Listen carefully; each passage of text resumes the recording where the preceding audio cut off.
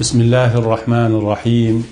حديثنا في هذه الحلقة من برنامجنا أي الصحابة أنت أي الصحابيات أنت سيكون عن الصيام في الحج، وهذه الحلقة هي آخر حلقة عن الصيام، وهي توطئة للحديث عن الحج من خلال مرويات ابن عمر رضي الله عنهما. أورد البخاري في صحيحه عن عائشة أم المؤمنين رضي الله عنها وعن ابن عمر رضي الله عنهما قال: لم يرخص في أيام التشريق أن يصمن إلا لمن لم يجد، أي لم يجد الهدي. وقال أيضا: الصيام لمن تمتع بالعمرة إلى الحج إلى يوم عرفة، فإن لم يجد هديا ولم يصم صام أيام التشريق، أي أيام منى. أورد البخاري هذا الحديث في باب صيام أيام التشريق، أي الأيام التي بعد يوم النحر، وسميت أيام التشريق بهذا الاسم لأن لحوم الأضاحي تشرق فيها، أي تنشر في الشمس. وقيل لأن الهدي لا ينحر حتى تشرق الشمس، وقيل لأن صلاة العيد تقع عند شروق الشمس، وقيل التشريق هو التكبير دبر كل صلاة. وجاء هذا الحديث بجواز صيام أيام التشريق للمتمتع بالعمرة إلى الحج الذي لا يجد الهدي، وأنه صلى الله عليه وسلم قد رخص للمتمتع إذا لم يجد الهدي أن يصوم أيام التشريق، وإلا الأصل أنها أي أيام التشريق أيام أكل وشرب. والطحاوي صاحب العقيدة الطحاوية أخرج أحاديث النهي عن الصوم في أيام التشريق عن 16 صحابيا.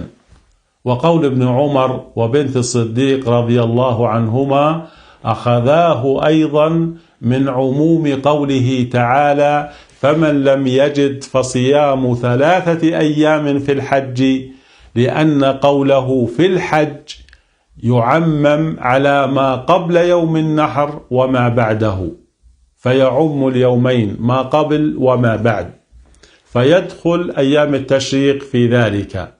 والتمتع هو أن يحرم الحاج بالعمرة في أيام الحج، وهي شوال وذو القعدة وذو الحجة، ثم يحل منها، ثم يحرم بالحج يوم التروية، أي في اليوم 8 من ذي الحجة من عامه الذي اعتمر فيه. وقولهما رضي الله عنهما: فإن لم يجد هديا ولم يصم، أي قبل عرفة، صام أيام منى، أي أن المتمتع بالعمرة إلى الحج إذا لم يجد هديا ولم يصم قبل عرفة فليصم أيام منى، أي أيام التشريق، أي أنه لم يرخص في أيام التشريق أن يصمن إلا لمن لم يجد الهدي.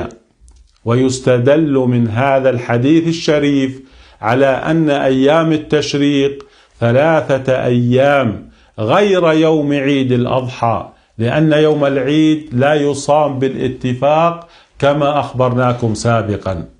ويؤكده أي أن أيام التشريق 3 أيام ما جاء عن أنس رضي الله عنه أنه صلى الله عليه وسلم نهى عن صوم 5 أيام من السنة: يوم الفطر ويوم النحر وأيام التشريق.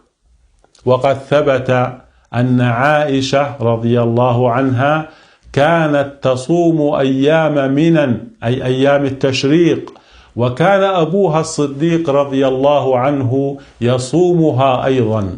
وخلاصة القول أن الله عز وجل أوجب في كتابه الكريم الهدي على الحاج المتمتع، فمن لم يجد الهدي فعليه صيام 10 أيام، منها 3 في الحج مصداقا لقوله تعالى: فمن تمتع بالعمرة إلى الحج فما استيسر من الهدي، فمن لم يجد فصيام 3 أيام في الحج و7 إذا رجعتم، تلك 10 كاملة، ذلك لمن لم يكن أهله حاضر المسجد الحرام.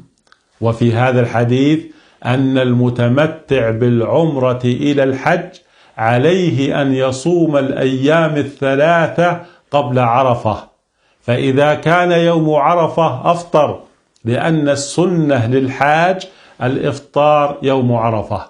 وذلك أن المتمتع بالعمرة إلى الحج عليه هدي يذبحه يوم النحر، ولكن من لم يجد الهدي فينتقل إلى الصوم، فيصوم 3 أيام في الحج و7 إذا رجع إلى أهله إلى بلاده، فتتم له 10 أيام.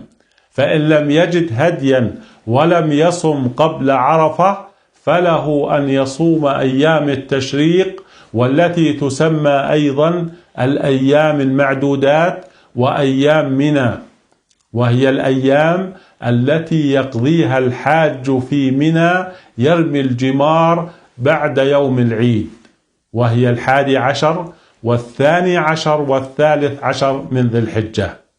وهذه الرخصة في صيام أيام التشريق هي فقط لمن لم يجد الهدي ولم يصم قبل يوم الأضحى، وإلا أيام التشريق كلها أيام أكل وشرب، كما أكد ذلك صلى الله عليه وسلم. هذا ما لدينا في هذا اللقاء. دمتم في رعاية الله، والسلام عليكم ورحمة الله تعالى وبركاته.